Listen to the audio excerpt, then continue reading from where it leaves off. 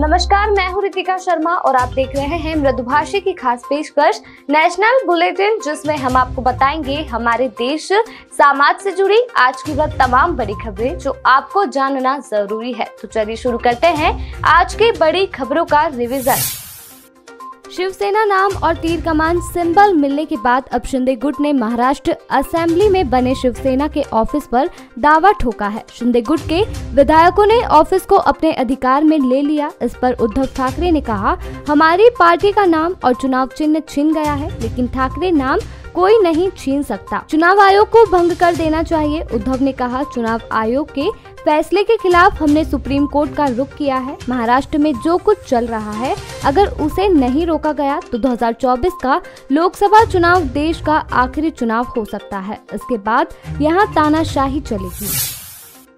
छत्तीसगढ़ में सोमवार सुबह प्रवर्तन निदेशालय ने 6 कांग्रेस नेताओं के ठिकानों पर छापा मारा। इसमें विधायक और पार्टी पद अधिकारी शामिल है। एजेंसी ने कोयला लेवी घोटाले में कार्रवाई की है। छत्तीसगढ़ में 4 दिन बाद यानी 24 फरवरी को कांग्रेस का अधिवेशन होना है। इसमें सोनिया गांधी और राहुल भी आएंगे। इससे पहले ईडी ने छापे मारे हैं। कांग्रेस ने कहा है कि ये कार्रवाई अधिवेशन को डिस्टर्ब करने के लिए है।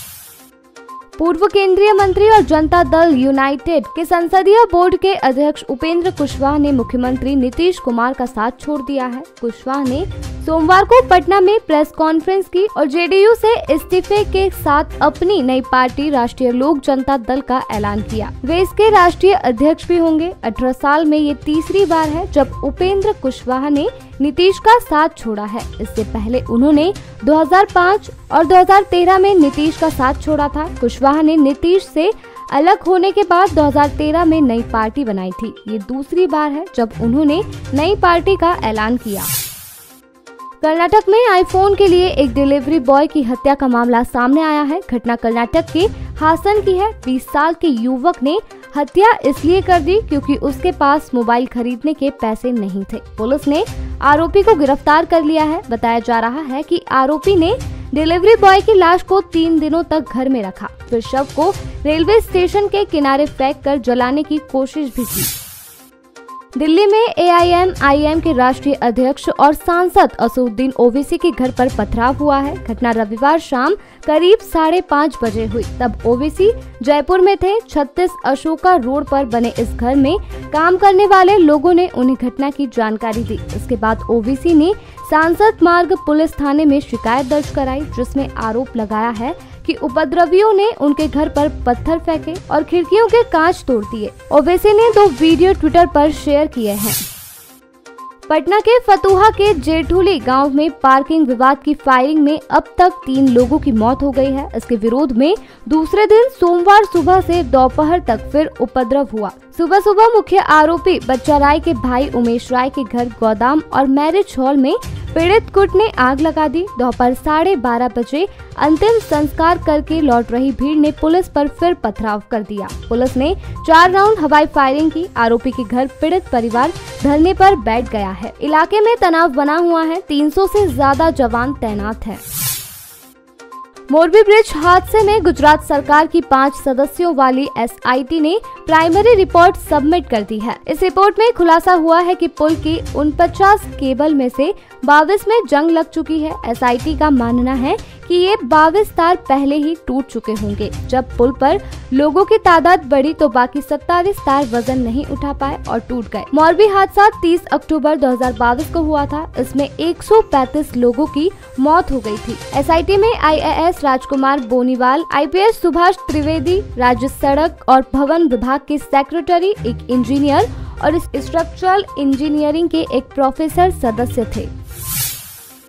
राष्ट्रवादी कांग्रेस पार्टी के प्रमुख शरद पवार ने उद्धव ठाकरे और एकनाथ शिंदे के बीच पार्टी के चुनाव चिन्ह को लेकर जारी विवाद पर आखिरकार अपना रुख स्पष्ट कर दिया। उन्होंने रविवार को पुणे में कहा, मैं शिंदे को दिए नाम और चुनाव चिन्ह के विवाद में नहीं पड़ना चाहता। शिवसेना अपना विवाद खुद सुलझाए। उन्होंने कहा, मैं 2 दिन पहले भी अपना रुख स्पष्ट कर चुका हूं। मैंने पहले ही इस बारे में ठाकरे को आगाह किया था और नया चुनाव चिन्ह रखने की सलाह दी थी। इससे उद्धव के नेतृत्व वाले शिवसेना गुट पर कोई असर नहीं पड़ेगा, क्योंकि जनता उन्हें नए चुनाव चिन्ह के साथ स्वीकार कर लेगी।